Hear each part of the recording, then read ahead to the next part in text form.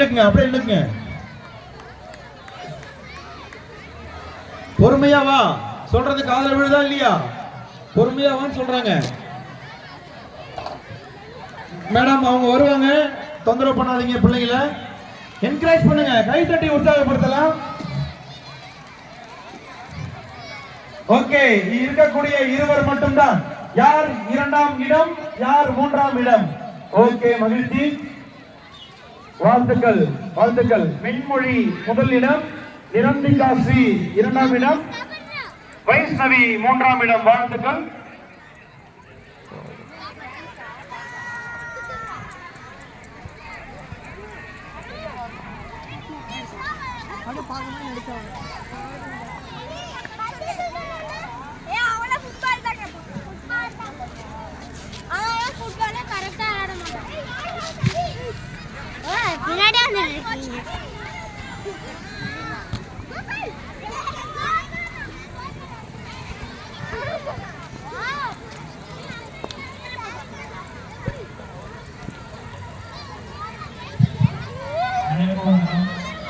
மாணவர்களுக்கு